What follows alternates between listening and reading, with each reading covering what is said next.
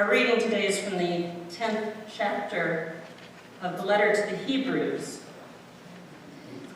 Therefore, my friends, since we have confidence to enter the sanctuary by the blood of Jesus, by the new and living way that he opened for us through the curtain, that is, through his flesh, and since we have the great priest over the house of God, let us approach with a true heart, in full assurance of faith, with our hearts sprinkled clean from an evil conscience, and our bodies washed with pure water. Let us hold fast to the confession of our hope without wavering, for he who has promised is faithful.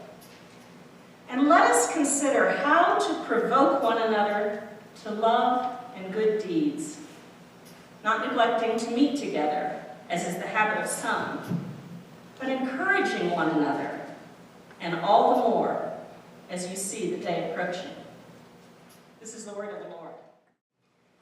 Seems like the headlines are full of people provoking other people. Seems to me that's kind of like me shoving this nasty old mop in people's faces. I don't know. Maybe there's a place for that kind of behavior.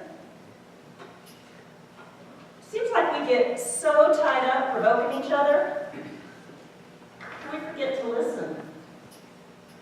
Hear that there are people crying out there in the dark. Seems like maybe we should be working on a different way of provoking each other. Kind of like that guy said, that last one. Provoke each other to love. Oh, I'm sorry, you may not know me. I clean up around here. Work for the great priest. Can I let you in on a secret? It's a really cushy job. He, the great priest, left this place so clean. There's really not a lot for me to do. Good thing, too. This mop from my last job. Anyway, he left this place spotless. It's like he must have some sort of divine cleaner. Clean once, never clean again. Cleans anything that comes in.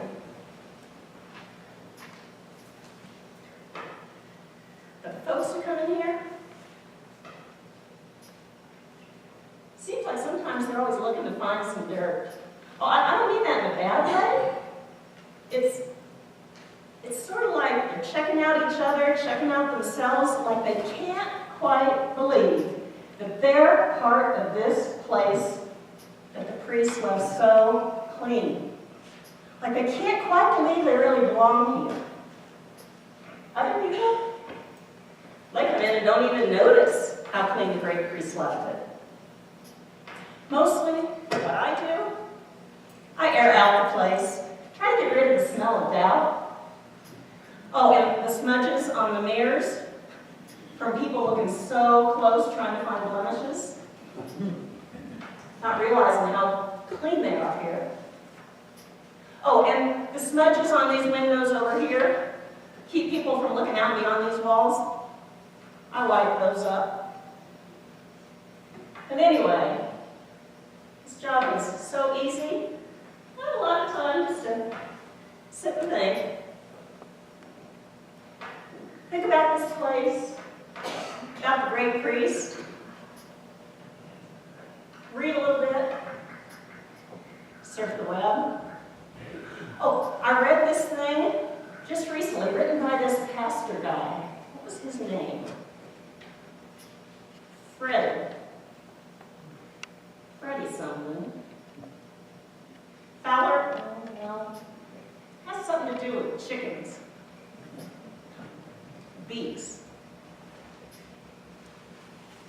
Beaker. No. Beekner. Freddie Beekner, that's it. Anyway, I read this thing he wrote. I've been thinking about it ever since.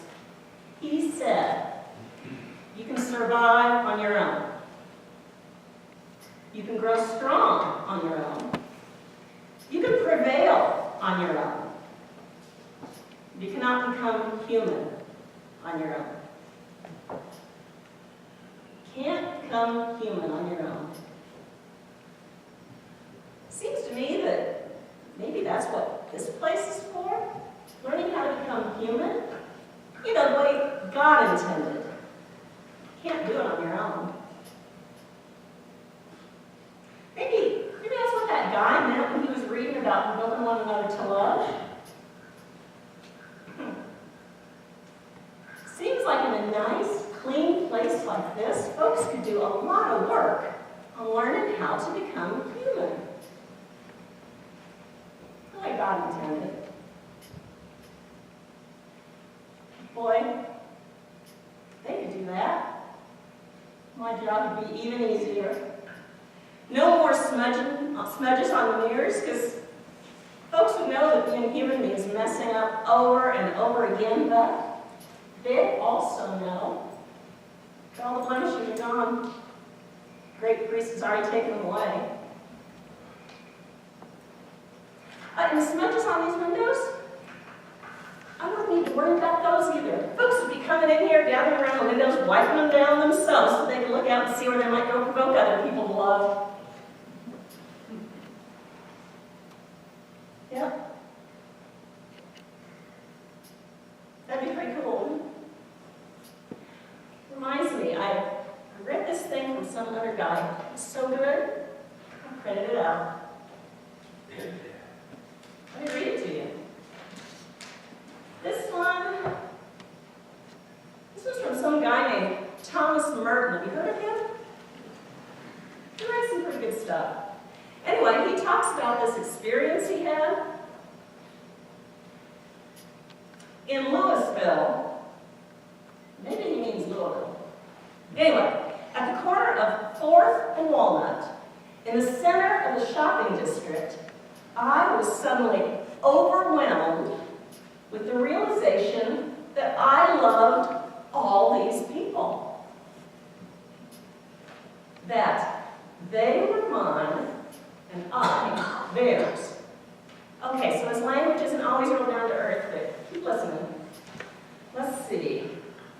Overwhelmed with the realization that we could not be alien to one another, even though we were total strangers. It was like waking from a dream of separateness. I like that. Then it was as if I suddenly saw the secret beauty of their hearts. The depths of their hearts where neither sin nor desire nor self-knowledge can reach. The core of their reality. The person that each one is in God's eyes. If only they could see themselves as they really are. If only we could see each other that way all the time. Pretty good stuff, huh? I don't know, though. Maybe it's too much to ask. I mean, it's sort of like, like trying to grab a rainbow or something. I mean, isn't that just silly? What would that even look like? Keep reaching for rainbows, hoping one day I'll wake up with rainbow ribbons in my hair.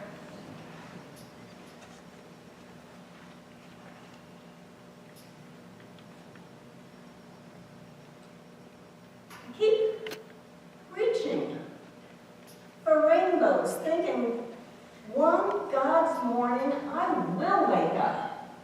Rainbow ribbons in my hair. With hurts painted over in hues that only angel wings could brush. Black, obliterated, chaos hurled beyond the rainbow in my vision. The world created in myriad colors. Hungry fed. The dying held.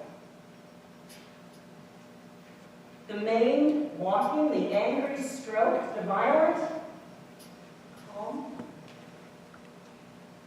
The oppressed freed, the the oppressors changed. Every tear wiped away.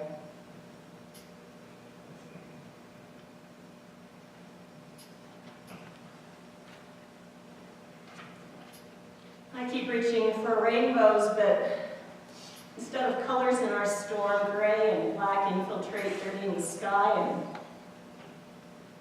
I hear human voices wailing in the darkness. The never-ending darkness.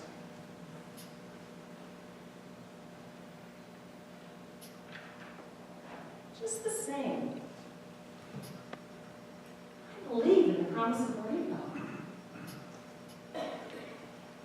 I keep thinking I'll turn a corner one day and find a litany of rainbows flung across the sky, resounding back and forth through all the ages and out into eternity forever. Amen. Every tear wiped away. It's a promise. And we become rainbows to each other. That's it, you know. We're supposed to be rainbows for each other. Sounds pretty corny, doesn't it? But think about it. Rainbows, God's promise shimmering, provoking each other in bright colors to love, to learn how to be human together, to do good together. I wonder, could it work? Could we become such bright colors full of God's love that we could provoke one another to love, with love?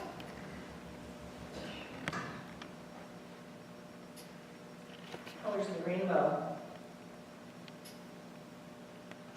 Can we provoke each other with these?